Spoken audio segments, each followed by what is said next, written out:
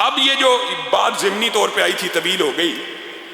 اب رسول اللہ صلی اللہ علیہ وسلم صلح حدیبیہ کے کر دینے کے بعد صحابہ کے جو غم و غصہ ہے اس کو بھی فیس کر رہے ہیں، اور رسول اللہ کے لیے ایک بڑی پریشان کن جو لمحات ہیں ان کی زندگی میں. خود رسول اللہ صلی اللہ علیہ وسلم کی زندگی کا مطالعہ کیا جائے تو رسول اللہ صلی اللہ علیہ وسلم یقیناً اس بات کے اوپر پریشان ہوئے تھے. رسول اللہ نے صلح حدیبیہ ختم ہونے کے بعد، معاہدے طے پانے کے بعد جو آپ کے سامنے رکھا، حضرت عمر کے کول کے بعد، حضرت ابوبکر کے بعد جانے کے بعد جب سارے معاملات سیٹل ہو گئے تو رسول اللہ باہر آئے، صحابہ کو حکم دیا، 1400 صحابہ جانثار ہیں، فدائیان ہیں، شمع رسالت کے پروانے ہیں، اٹھو قربانیوں کو ذبح کرو، اٹھو حجامت کرواؤ. اب وہ صحابہ جو آپ کے سامنے رکھا کہ رسول اللہ کی تھوک کو زمین پہ نہیں گرنے دے رہے، وضو کے پانی کو زمین پہ نہیں گرنے دے رہے، یہاں رسول اللہ حکم دے رہے ہیں خاموش بیٹھے.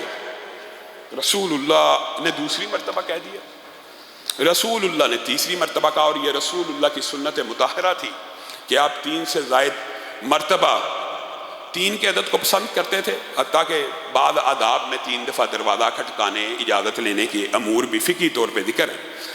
تو یہاں پہ بھی رسول اللہ نے 3 دفعہ کہا، کوئی ایک صحابی نہ اٹھا، ایک بھی. آپ پریشانی کے عالم میں حضرت ام سلمہ کے خیمے میں داخل ہوئے اور کہنے لگے آج زندگی کا ایک عجیب واقعہ ہوا. کیا واقعہ ہوا؟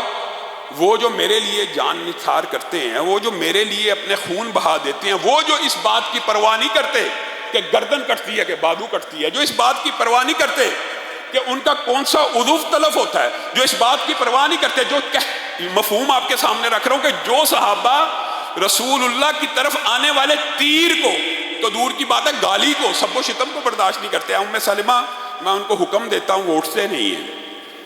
ام سلمہ کی ذہانت اور متانت کے اوپر بھی قربان جائیے، اور یہاں سے مشاورت کے باب کا بھی ذکر ملتا ہے. ام سلمہ کہنے لگی آپ کہتے کیوں ہیں؟ آپ باہر جائیے، اونٹ ذبح کیجیے، اپنی حجامت کروائیے.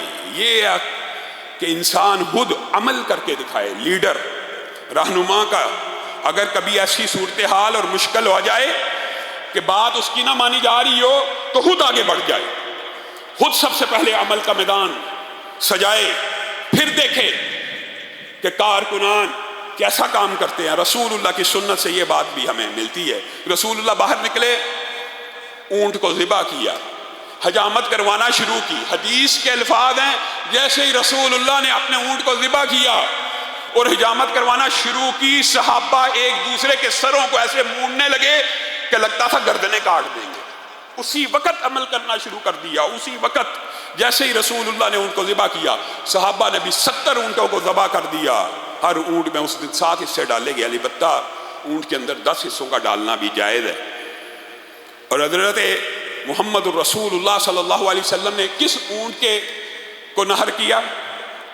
یہ وہی اونٹ ہے جو بدر میں آپ کو بتایا تھا کہ ابو جہل کا بڑا تندرست اونٹ رسول اللہ کے ہاتھ لگا اور رسول اللہ نے اس کو رکھ لیا تھا. اور یہ وہ دن تھا جس دن رسول اللہ صلی اللہ علیہ وسلم نے جس دن کے لیے اس اونٹ کو رکھا تھا. یہ اللہ کی حکمتیں ہوتی ہیں. ابو جہل کے اونٹ کو ذبح کیا، کس وجہ سے؟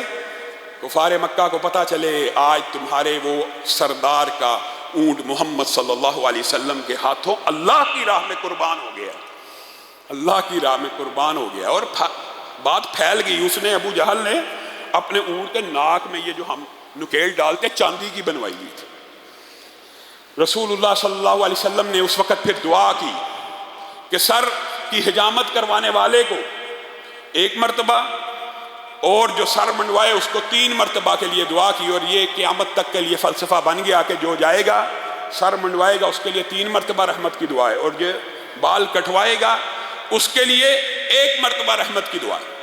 آپ کے سامنے صلح حدیبیہ کے معاہدے کو رکھا تھا کہ اس میں اگر کوئی مسلمان مدینہ آ جائے فرار ہو کے، کسی بھی طریقے سے اس کو واپس نہیں کیا جائے گا. لیکن ام کلثوم بنت عقبہ بن ابی معیط اسلام قبول کر کے مسلمانوں کے پاس آئیں. کفار نے مراسلہ بھیجا آپ کا ہمارا معاہدہ. رسول اللہ صلی اللہ علیہ وسلم نے کہا اللہ رب العزت نے مردوں کے بارے میں ہمارا تمہارا معاہدہ ہے فلا ترجعوہن، ان کو کفار کی طرف واپس نہ لٹایا جائے. جو مومنہ عورت ہجرت کر کے آ جائے، مردوں کے لیے رسول اللہ کو اجازت تھی، معاہدہ کیا ہے، واپس لٹا دیا جائے. وہ بھی آپ کے سامنے رکھا. اس سے ابو البصیر نے اور ابو جندل نے کیسے فائدہ اٹھایا.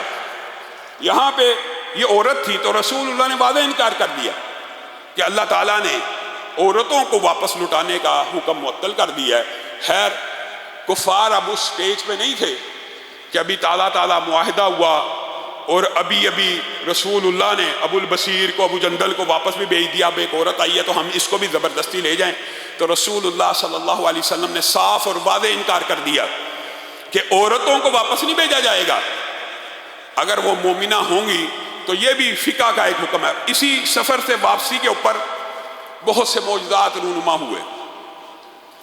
رسول اللہ صلی اللہ علیہ وسلم کے صحابہ بھوک سے تنگ آ کے اپنے باقی ماندہ اونٹوں کو ذبح کرنے لگے. حضرت عمر نے کہا اور رسول اللہ تمہارے درمیان میں موجود ہیں اور تم اپنے اونٹوں کو ذبح کرو گے، سامان کو اکٹھا کرو. رسول اللہ نے آپ کی یہ رائے بھی قبول کی. سامان کو اکٹھا کیا گیا. چند لوگوں کے کھانے کا سامان رسول اللہ نے برکت کی دعا کی، 1400 صحابہ نے کھایا. ایک لوٹے کا پانی ملا. رسول اللہ صلی اللہ علیہ وسلم نے دعا کی، برکت کی، 1400 صحابہ نے پیا. یہ واقعات بھی ہوتے آئے. جس طرح معجزات کے باب میں آپ کے سامنے رکھا تھا، یہ معجزات رسول اللہ صلی اللہ علیہ وسلم کے سفر کا حادثات ہے. پھر اسی طرح یہی وہ سفر ہے جہاں پہ فجر کی نماز رہ گئی تو اٹھتے ساتھ سب سے پہلا کام کیا کیا؟ فجر کی نماز کو ادا کیا. یہاں سے یہ فقہی بات بھی سمجھ آتی ہے، کوئی نماز رہ جائے، بالفرض اگر رہ جائے شرعی عذر کی بنیاد کے اوپر، تو اس کو اگلے دن کی نماز کے ساتھ ملا کے قضا ادا نہیں کرنی، اس سے اگلے دن کے ساتھ ملا کے پچھلی نماز کی قضا ادا نہیں کرنی. جس وقت جس لمحے میں یاد آئے میں نے نہیں پڑھی اسی وقت ادا کرنی ہے. یہ جو فلسفہ باطل ہے. آج فجر رہ گئی ہے، اب کل کی فجر کے ساتھ ملا کے پڑھوں گا. ظہر رہ گئی ہے، کل کی ظہر کے ساتھ ملا کے پڑھوں گا. یہ فلسفہ باطل ہے. یہ آپ نے خود ساختہ من گڑت فلسفے کو اختیار کیا ہے. اللہ رب العزت جو کہا گیا، جو سنا گیا، اس کو سمجھنے کی توفیق عنایت فرمائے.